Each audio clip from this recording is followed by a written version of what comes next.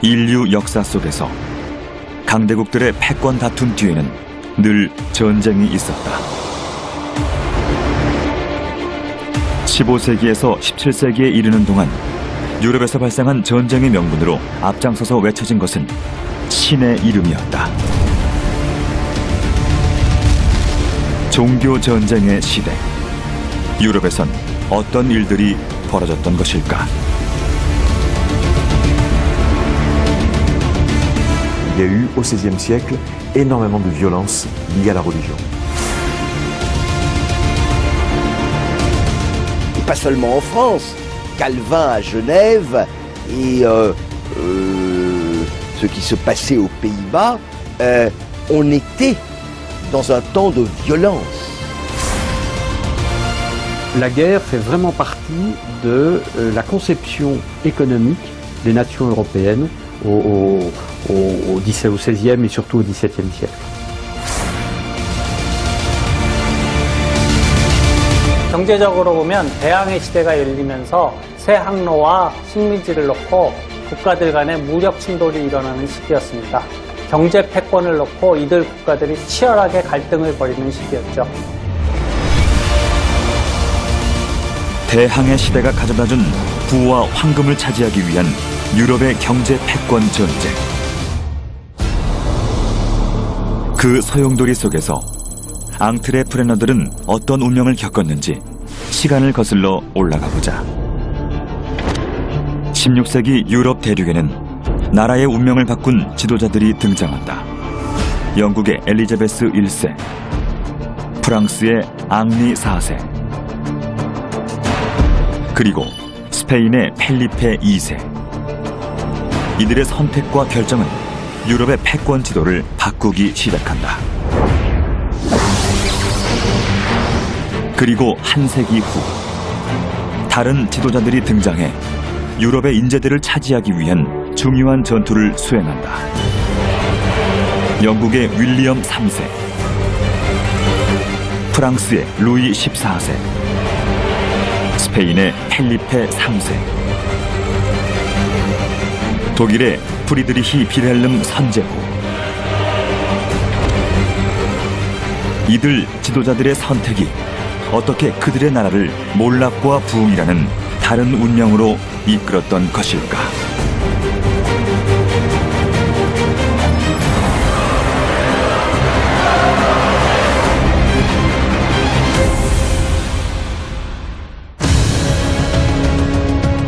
근대 유럽에서 앙트레프레너들의 대규모 이동을 초래한 중요한 사건들이 발생한다.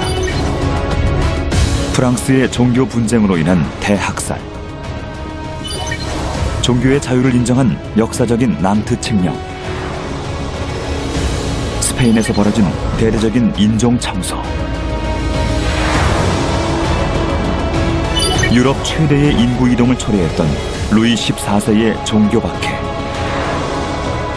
그리고 영국의 운명을 바꾼 명예혁명. 이 5가지 사건들이 어떻게 경제 패권의 이동을 초래했는지 16세기 프랑스로 되돌아가 보자. 오랫동안 관용을 외쳐온 나라 프랑스.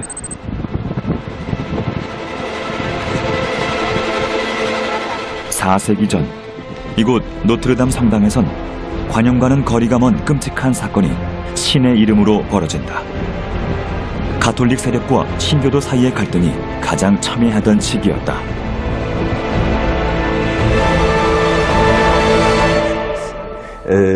À l'époque des années 1560-1570, les protestants représentaient 10% de la population. C'est le maximum qu'ils aient atteint. Et il y a eu de la part de la monarchie catholique la volonté de briser le pouvoir croissant des protestants. 사건은 이곳 노트르담 성당에서 거행된 왕가의 결혼식으로부터 시작됐다. 신교와 구교 사이의 분쟁을 잠재우기 위한 정략 결혼식이었다. En 1572, en août 1572, à l'occasion d'un mariage princier à Paris, une très grande partie de la noblesse protestante française était réunie. 결혼식의 신부는 가톨릭 세력이었던 왕의 여동생 마르그리트 드 발루아, 그리고 신랑은 오랫동안 가톨릭 왕가의 적이었던 신교도 지도자 앙리 드 나바르였다. Et c'est à l'occasion de ce mariage, donc Henri de Navarre est le chef des protestants, et la reine Margot elle est catholique. Et donc c'est un mariage qui est critiqué par les contemporains, et notamment par les catholiques, qui trouvent que c'est un mariage contre nature. À l'occasion d'un mariage princier à Paris, une très grande partie de la noblesse protestante française était réunie. Et le roi Charles IX a voulu profiter de l'occasion pour, je dirais, décimer la noblesse protestante. 화해의 결혼식은 피해의 결혼식으로 변모했다. 신교도들을 인정할 수 없었던 가톨릭 과격파들에 의해 사륙이 시작됐다. 결혼식에 참여했던 신교도 3,000명 이상이 피르은의 밤에 잔인하게 학살당했다.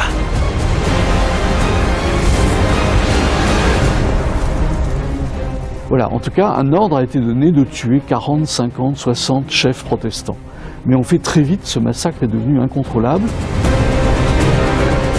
파리는 피로 물들었고 수많은 시체들이 센강 바닥으로 던져졌다. 학살은 프랑스 전역으로 번져나간다. Je dirais que les historiens les plus prudents parlent de 10 000 morts au moment de cette Saint-Barthélemy qui a commencé donc en août à Paris et qui s'est terminée au début de l'automne dans les villes françaises. 피의 결혼식의 주인공이었던 앙리 드 나바르. 15살 때부터 신교도 군대를 지휘했던 청명한 지도자였다. 그는 자신의 정략 결혼이 프랑스의 안정을 가져다 주길 바랐다. 그러나 그의 바람은 수포로 돌아갔고 동지들은 모두 죽음을 맞았다. 영국과 스페인의 통치자들은 프랑스에서 벌어진 학살에 대해 상반된 반응을 보였다. La guerra sagrada de Francia significa el triunfo de la Iglesia. De ningún modo voy a ser el emperador en esta tierra de heterodoxos. 가톨릭의 수호자를 자처했던 스페인의 군주 펠리페 2세는 학살의 주모자인 프랑스 왕가의 편을 들었다. He had a horror of heresy and was delighted to see heretics eliminated. And so, you know, anything that suppressed or eliminated Protestants in France was a source of satisfaction to Philip, because it means his own country is safer. 그러나 신교도였던 영국의 엘리자베스 여왕은 스페인과는 반대의 입장을 보였다. The deed had been too bloody. It was impossible that I should bring my mind sooner to speak of a matter so grievous to me and my realm. Et surtout de l'Angleterre. Et l'Angleterre a financé, a envoyé même quelques troupes. Donc on peut dire que la France a été le siège d'une guerre internationale opposant catholiques et protestants, et au-delà même de la société française. 프랑스 서쪽에 자리한 항구 도시 라로셸. 당시 상업의 중심지였던 라로셸에는 신교도들이 많이 모여 살고 있었다. 학살이 시작되자 프랑스 전역에서 많은 신교도들이 라로셸로 모여들었고 목숨을 건 탈출이 시작됐다. Donc le jour, on approchait de la ville de La Rochelle, on se cachait dans les marais qui étaient ici autour de la ville pour pouvoir la nuit se rapprocher de la mer et monter dans les navires, monter dans les canaux permettant de s'enfuir. 프랑스를 떠나는 대탈출의 행렬이 라로셸 해안에 길게 이어졌다. 16세기 유럽의 대규모 인구 이동을 초래한 프랑스의 종교 분쟁.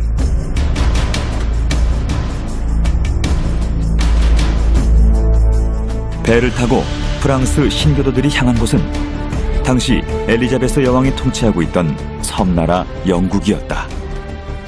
Well, she allowed them to come, and she allowed them to settle, and she as I've said, permitted them to work in England and to have their own churches. 엘리자베스 여왕이 프랑스의 신교도들을 받아들인 데에는 종교적인 이유뿐만이 아니라 경제적인 이유도 있었다.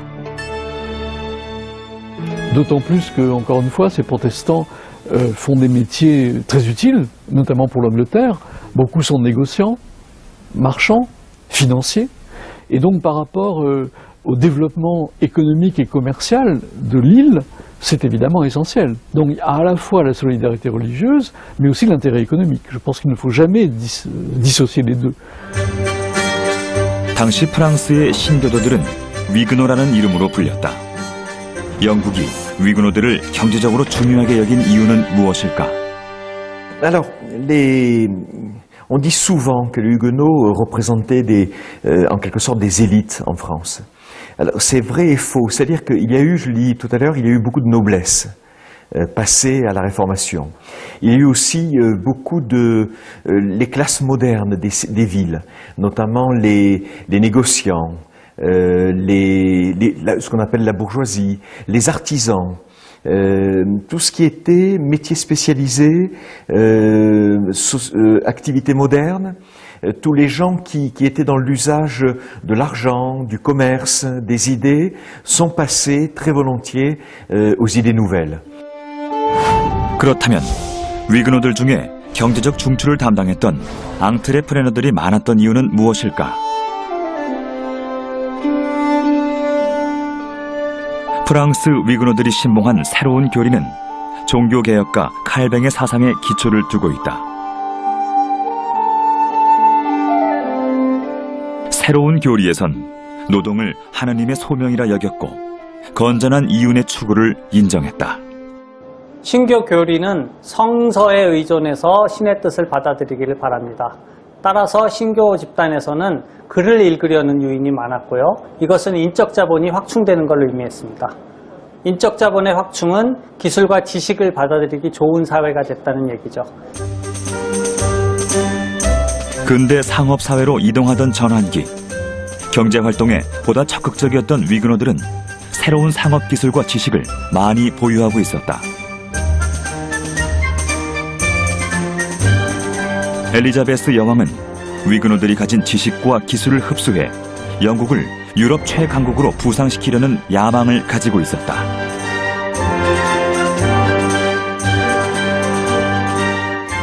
L'époque d'Élisabeth est marquée par notamment un développement commercial, économique tout à fait important de l'île qui commence à coloniser, à conquérir des territoires. Et donc voilà, les protestants participent à cette aventure finalement. 경제 부흥을 위해 이웃나라 이민자들까지 적극 활용했던 엘리자베스 여왕은 유럽 변방의 작은 섬나라를 대영 제국으로 성장시키는 기초를 닦았다.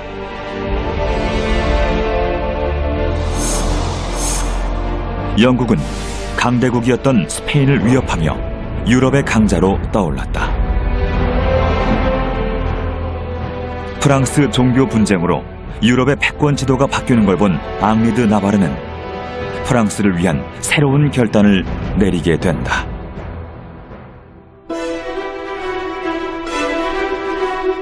유럽 패권 지도를 뒤흔든 두 번째 사건은 앙리 4세가 발표한 낭트 칙령이다.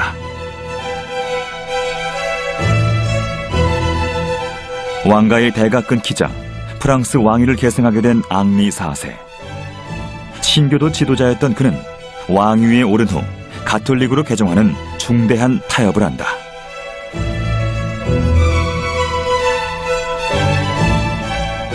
Et il a compris que justement pour restaurer l'État, pour assurer la souveraineté royale, il fallait absolument changer de religion. 앙리 4세에겐 종교적 명분보다는 부유한 국가 건설이 더 중요했다. Si Dieu me prête vie, je ferai qu'il n'y aura point de laboureur en mon royaume qui n'ait les moyens d'avoir le dimanche une poule en son pot. Il y a cette phrase très célèbre, dans une France où on mangeait mal, dans une France où on souffrait de la faim, parce que la France est déjà un peu surpeuplée, permettre aux Français de mettre la poule au pot, de manger une poule tous les dimanches, la poule au pot d'Henri IV. Donc, était quelqu'un... et ça s'appelait toujours aux Français, aujourd'hui encore d'ailleurs. 가톨릭으로 개종함으로써 보수 세력에게 화해의 손길을 내밀었던 앙리 4세. 대신 그는 왕의 권위를 발휘해 신교도를 위한 중대한 법령을 선포한다. 바로 종교의 자유를 허용한 낭트 칙령이다.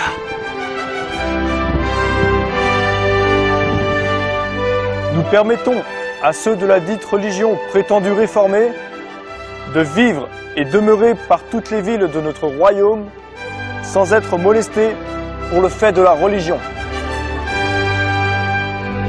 낭트 칙령으로 인해 프랑스를 광기와 사력으로 내몰았던 37년간의 긴 종교 전쟁이 끝이 났다. 구교도와 신교도 양쪽 모두가 분쟁 없이 공존할 수 있도록 종교의 자유가 보장됐다.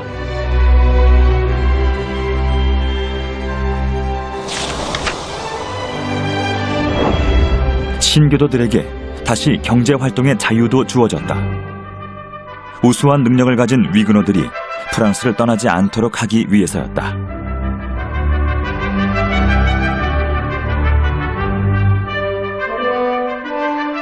Paieront les droits comme il est accoutumé pour les charges et les offices, sans être contraints ni contrariés dans leur dite religion.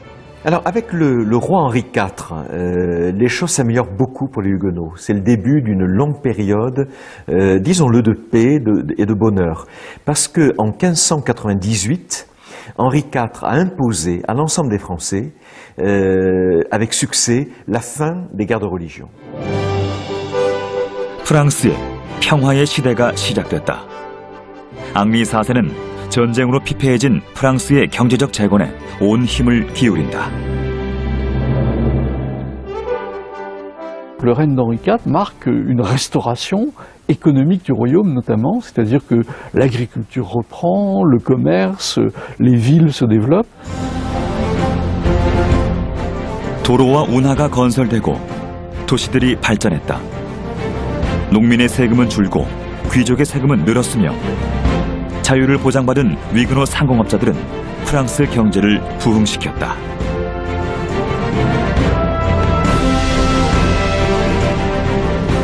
그러나 번영의 시대는 20년 만에 끝이 났다. 1610년 앙리 4세는 가톨릭 광신도의 습격을 받았고 비운의 죽음을 맞는다. Ravaillac en 1610 va lui donner 2 coups de couteau, dont l'un va être mortel, et Ravaillac était persuadé que justement Henri IV c'était un faux catholique et qu'il était resté au fond de son cœur ce diable protestant. 백성들에게 성군으로 칭송되던 앙리 4세는 그렇게 사라졌다.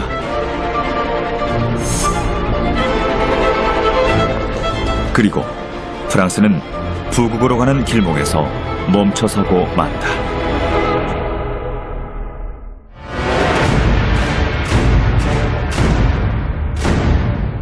유럽의 패권 지도를 뒤흔든 세 번째 사건은 스페인에서 벌어진 인종 창소 사건이다. 대항해 시대를 주도했던 스페인의 황금 시대는 오래가지 못했다. 스페인은 서서히 몰락의 길을 걷고 있었다. 가톨릭 수호자를 자처했던 스페인은 왕국 내의 종교를 가톨릭으로 통일하고 스페인에 남아있던 이슬람 교도들을 쫓아내기 위한 대대적인 작업에 들어간다.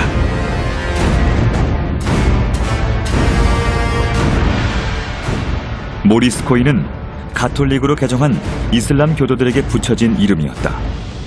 당시 스페인에 30만 명 이상의 모리스코인이 거주하고 있었다. 펠리페 3세는 1609년 모리스코인이 진정한 가톨릭이 아니라는 명분을 내세우며 그들을 일제 추방하라는 명령을 내렸다.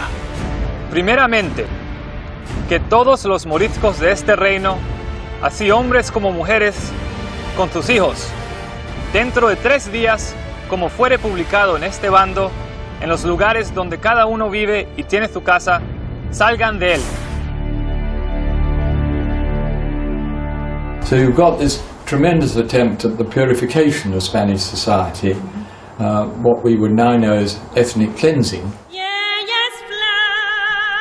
30만 명이 넘는 모리스코인이 스페인 왕국으로부터 추방됐다. 모든 재산을 빼앗기고 쫓겨난 모리스코인들은 추방 과정에서 굶어 죽거나 탈진해서 죽었다.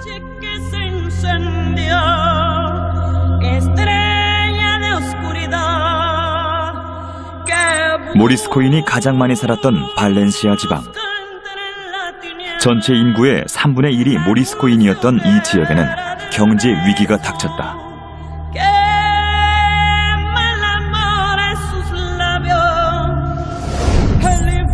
농업과 수공업에 종사하던 모리스코인이 떠나자 도시를 일구던 손발이 사라졌고 발렌시아 경제는 무너졌다. 경제의 중추를 담당하는 사람들이 대규모로 해외로 빠져나가면 그 사회는 쇠퇴할 수밖에 없습니다. 모리스코의 추방은 이런 면에서 두뇌 유출이고 손발 유출이기도 했습니다. 당연히 생산과 기술 혁신을 담당한 계층이 없어졌으니 쇠퇴를 맞을 수밖에 없었죠. 모리스코의 추방은 그런 면에서 굉장히 심각한 패착이었습니다.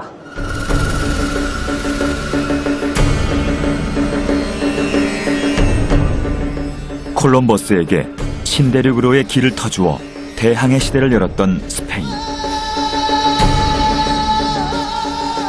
황금의 시대는 짧았고 다양한 종교와 인종을 품 안으로 끌어안지 못했던 스페인은 유럽 패권 지도에서 완전히 밀려난다.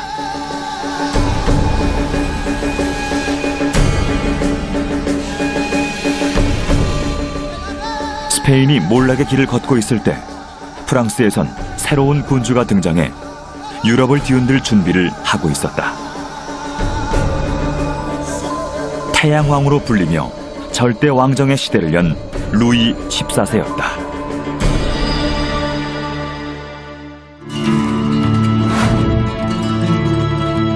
유럽의 패권 지도를 뒤흔든 네 번째 사건은 루이 14세의 낭트 칙령 폐지다.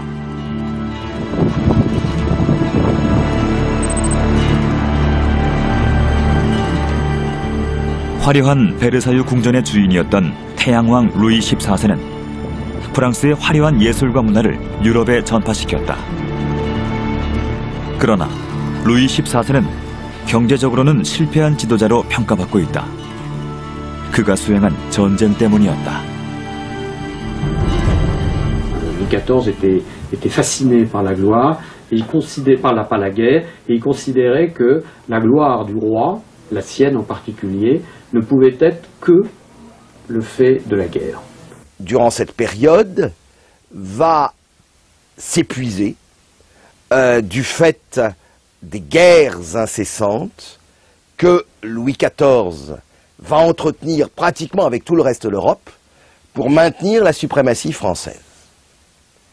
Et économiquement, la France va terminer le règne de Louis XIV relativement fatigué.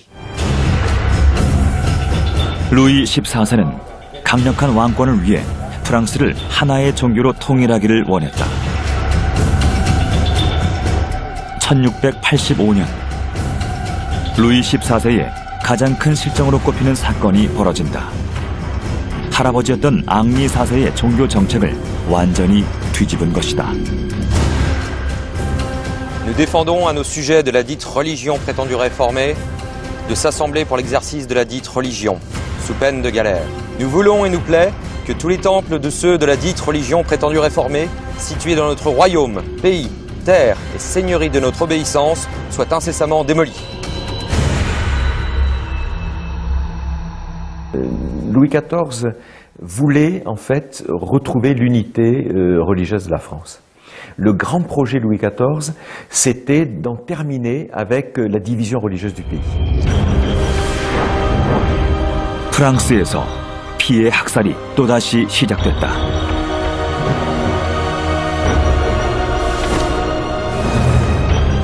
드래건이라는 이름의 소총을 지녔다 해서 용기병이라고 불렸던 군인들이 위그노 청소 작업에 나섰다.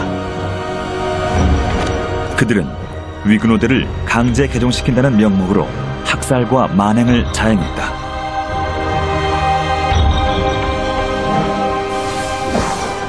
개종을 원하지 않는 위그노들은 또다시 프랑스를 탈출해야만 했다.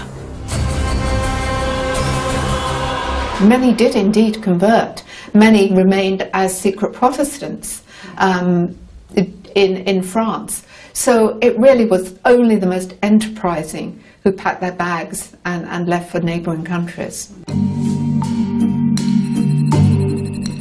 네덜란드로 5만 명이 넘는 위그노들이 이주했고 그동안 위그노들을 적극 지원했던 영국으로도 4만 명 이상이 떠났다. 네덜란드와 영국에 비해 경제가 낙후돼 있었던 독일과 스위스로도 수많은 위그노들이 이주했다. 장인과 예술가들, 앙트레프레너들이 프랑스를 탈출했다.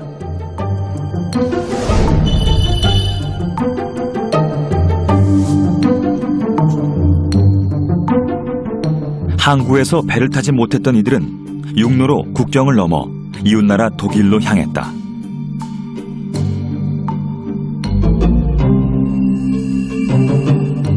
독일에서는 망명 위그노들을 적극적으로 환영하는 군주가 기다리고 있었다. 브란덴부르크의 프리드리히 빌헬름 선제후 그는 군대를 보내 위그노들이 안전하게 독일로 들어올 수 있도록 도왔다.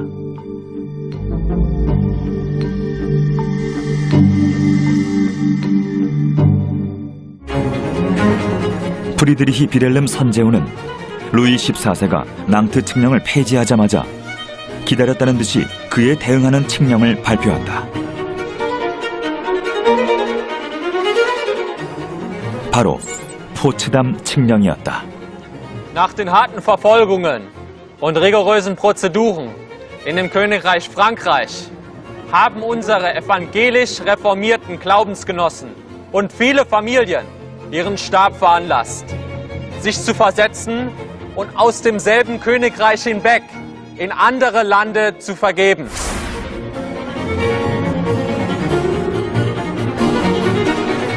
당시 독일 지역은 30년 전쟁을 치르면서 극도로 황폐해져 있었다. 프리드리히 빌헬름에겐 경제를 재건할 인재들이 절실하게 필요했다. 바로 그 시기에 프랑스에서 대규모 인구 유출이 발생한 것이다.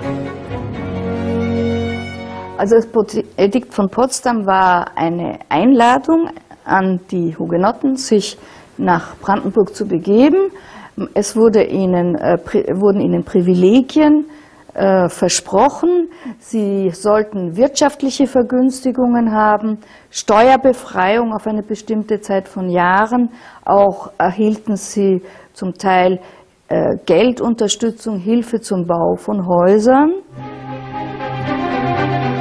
프리드리히 빌헬름은 위그노들이 관세나 통행료 없이 자유롭게 브란덴부르크로 이동할 수 있도록 통행증을 발부했다. 그가 파격적인 특권까지 부여하며 위그노들을 영입한 이유는 무엇일까?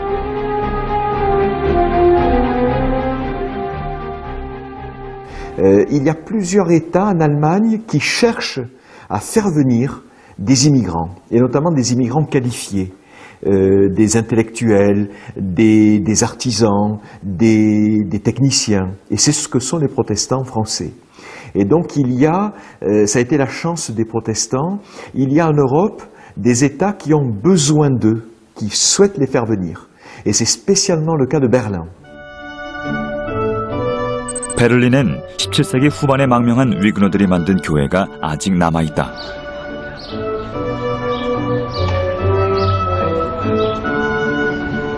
당시 베를린의 경제를 일으킨 위그노들에 대한 기록도 만날 수 있다.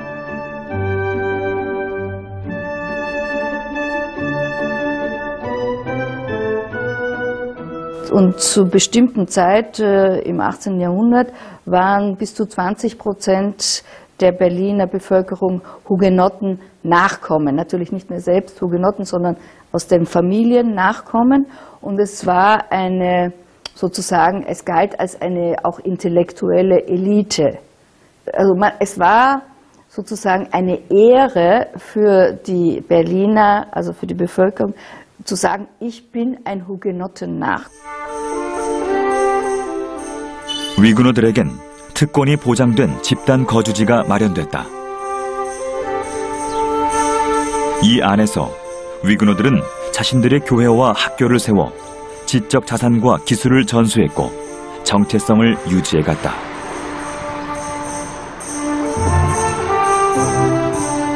프랑스에서 이주한 위그노들이 독일 주요 도시들의 경제를 일으키기 시작했다.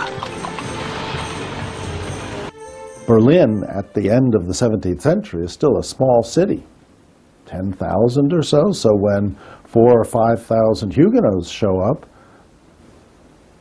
they become close to a third of the population.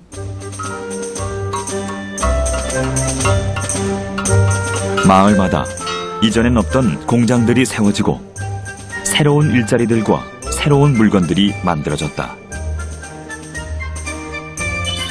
베를린으로 이주한 위그노들의 직업군을 살펴보면 섬유 산업과 관련한 장인들의 수가 많다는 사실을 알 수 있다. 프랑스의 발달된 섬유 기술이 독일 경제에 자극을 주기 시작했다.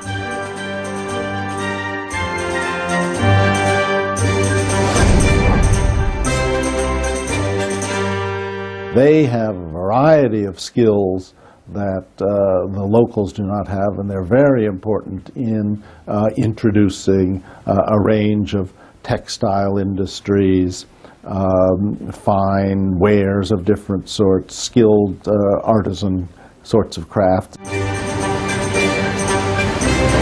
무엇보다 중요한 것은 독일 지역에 새로운 생산 방식이 도입됐다는 점이다. 가내 수공업이 공장제 수공업으로 변모했다.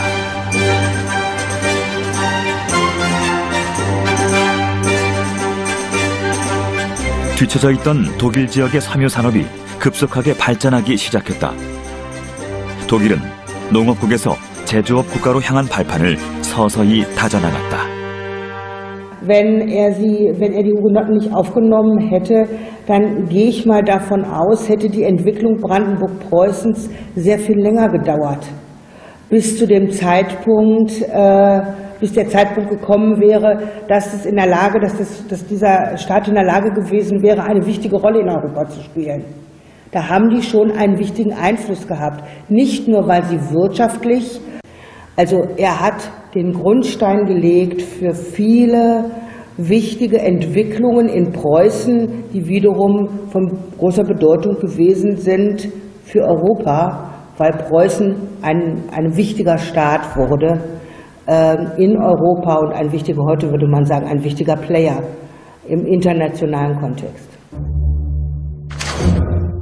루이 14세는 프랑스의 중요한 자산이 독일로 이전되고 있다는 사실을 깨닫지 못했다.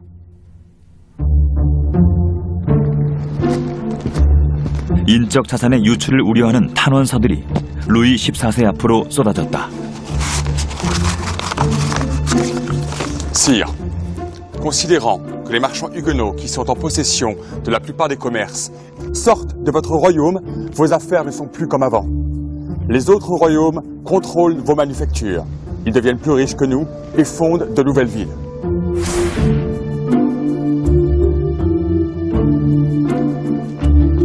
Vos sujets sont moins nombreux.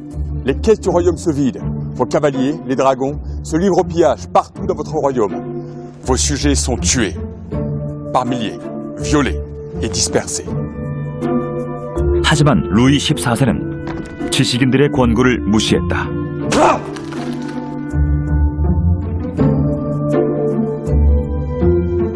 루이 14세가 이념의 통합을 내세우며 경제를 등한시하는 동안 인적 자원의 유실은 계속됐다. 루이 14세의 재위 기간 동안 장기간에 걸쳐 해외로 이주한 위그노의 숫자는 100만 명에 달했다. Et ce million de personnes, ce sont des bourgeois, des gens éduqués.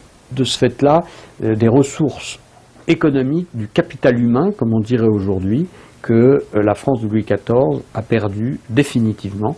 Et ça a joué beaucoup dans le début d'un certain retard français par rapport à des pays comme l'Angleterre ou la Hollande. And that story is that indeed the flight of the of the Huguenot merchants cost France dearly economically. The revocation of the Edict of Nantes is a terrible political mistake with grave consequences for France. 프랑스를 빠져나간 위그노들은 스위스에서 시계 산업과 섬유 산업을 발전시켰다. 그리고 가장 많은 위그노들을 받아들인 네덜란드에선 유럽의 패권 지도를 뒤흔드는 새로운 지도자가 등장한다. 네덜란드의 청도기자, 후에 영국의 왕위에 오를 주인공 윌리엄 3세였다. 그는 유럽에서 대규모의 앙트레프레너들의 이동을 이끈 주인공이다.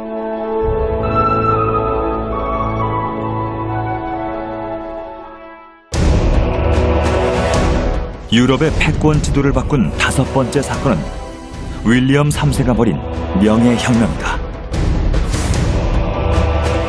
1688년 윌리엄 3세는 대선단을 이끌고 네덜란드를 떠나 영국으로 향했다.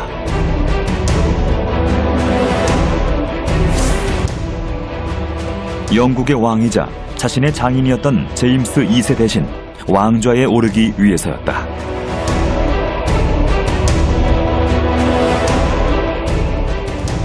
전쟁 없이 국왕의 교체가 이루어진 이른바 명예혁명의 주인공. 영국에 무혈 입성한 윌리엄 3세는 아내인 메리 2세와 공동으로 왕위를 물려받았다.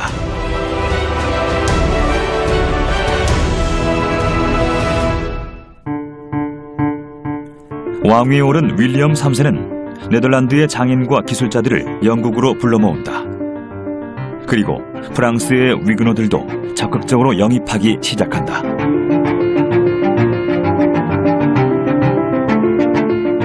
We find in our subjects a true and just sense thereof, and of the miseries and oppressions the French Protestants lie under. For their relief, and to encourage them that shall be willing to transport themselves, their families, and estates into this our kingdom.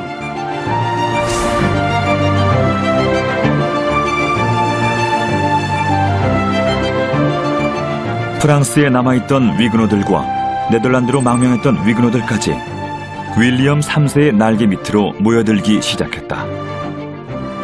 그들이 영국 문화와 경제에 새로운 바람을 일으킨 것이다.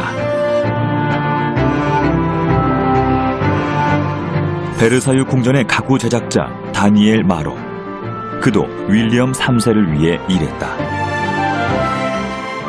영국에 프랑스의 화려하고 장식적인 문화가 퍼져나가기 시작했다. About 40 or 50,000 Huguenots who went to England. They often brought skills that did not exist locally and were able to begin to introduce new industries or develop the techniques already used in industries that existed there. 윌리엄 3세의 초대장을 받은 위그노 앙트레프레너들. 그들은 영국의 다양한 산업에 투입돼 그들만의 고급 기술을 전수했다.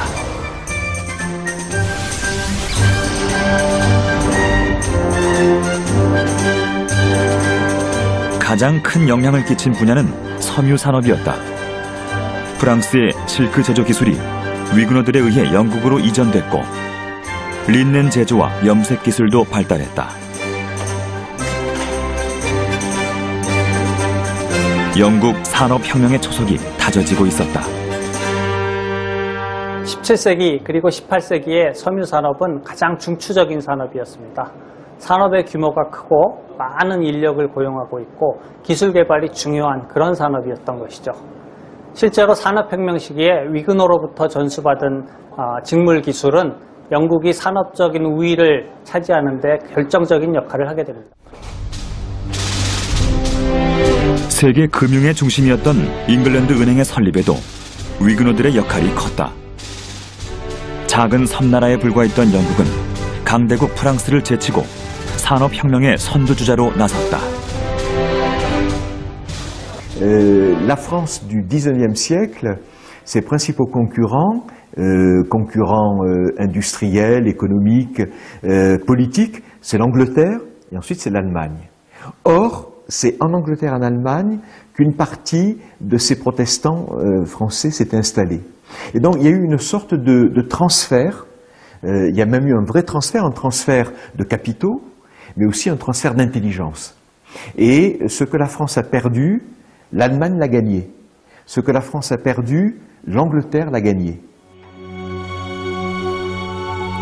루이 14세 말기에 프랑스는 기아와 질병으로 허덕였다.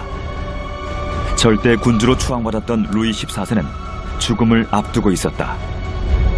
그는 세상을 떠나기 전 5살이 된 증손자에게 마지막 유언을 남긴다. Monseigneur le Dauphin, vous allez devenir un grand roi.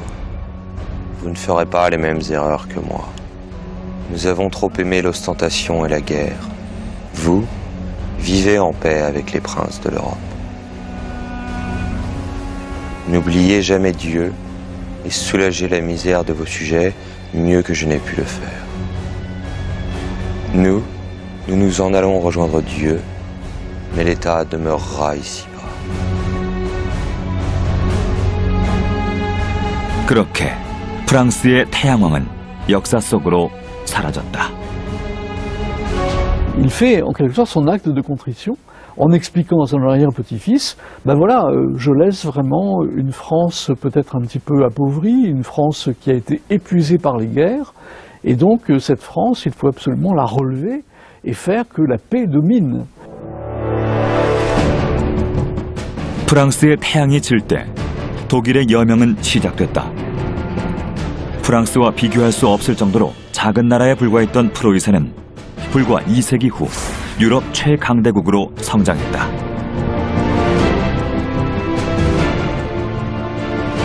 그리고 영국은 루이 14세가 죽은 지 반세기 만에 산업혁명의 길로 들어선다.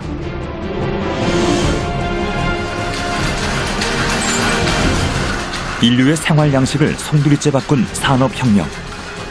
이로 인해 영국은 유럽의 변방국에서 해가 지지 않는 대영 제국으로 변모한다.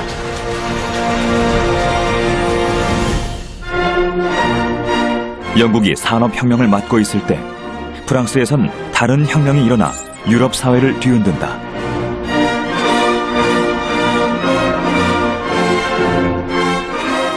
낡은 체제를 타파하고 주권이 인민에게 있음을 천명한 프랑스 혁명. 학자들은 프랑스 혁명의 촉발 원인이 루이 14세 시대에 있다고 말한다. 프랑스는 18세기 내내 경제 위기를 반복적으로 맞다가 마침내 프랑스 대혁명을 맞게 됩니다. 루이 14세의 위그노 추방이라는 패착이 바로 그 씨앗의 하나라고 볼 수 있습니다. Et quelque part, la noblesse et le clergé se sont trouvés renforcés dans leurs privilèges par la révocation de l'édit de Nantes. C'est l'irruption de la bourgeoisie contre la noblesse. Ceci aurait pu se passer plus tôt et de manière plus harmonieuse, comme ça a été le cas au Royaume-Uni, si la bourgeoisie du début du XVIIIe siècle n'avait pas été coupée de toute sa partie protestante.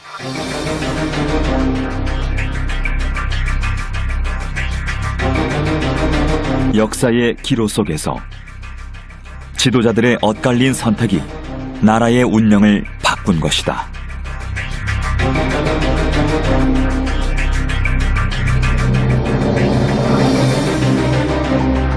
16세기와 17세기 지도자들의 존재는 앙트레프레너들과 함께 경제 패권 전쟁의 중요한 비밀 중 하나였다. 이념에 집착하지 않고 경제와 인적 자산의 중요성을 깨달았던 군주들은 그들의 나라를 부국의 반열에 올려놓았다.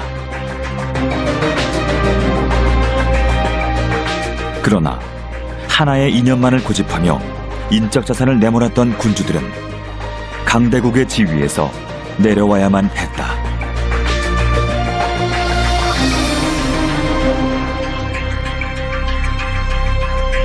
Well, it's always very hard to take simple lessons away from history, but I think the clearest lesson is that countries that welcome immigrants can benefit from them, decisions of the rulers who shared the same religious convictions as the emigres, but also who realized the advantage that their territories could receive by allowing skilled immigrants to move into the country. 근대 유럽의 역사는 앙트레프너를 잘 보호하고 활용한 나라가 앙트레프너를 타락한 나라를 압도하는 과정을 보여줍니다. 종교라는 특정한 잣대를 근시안적으로 고집한 나라는 쇠퇴를 맞게 되고, 반대로 앙트레프너를 적극적으로 살리는 국가는 번영을 누리게 되는 것이죠. 사실 종교만이 아닙니다. 신분, 출신지, 인종 이런 모든 차별을 없애는 것이 꼭 필요합니다. 경제 강국으로 가기 위해서는 잠재적 앙트레프너가 차별을 받지 않고 자기네 능력을 최대로 발휘해서 혁신을 이룰 수 있게 사회의 분위기를 만드는 것이 꼭 필요합니다. 다양한 사상을 받아들이고 앙트레프레너들의 창의적인 활동을 지원하는 지도자들. 그것이 경제 강국으로 가는 비밀의 열쇠 중 하나일 것이다.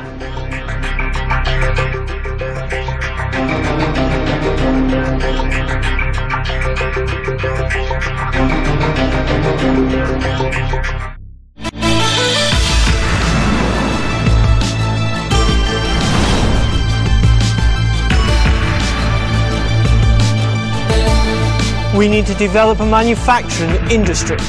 That way, we can experience economic growth in a shorter amount of time than it took the British.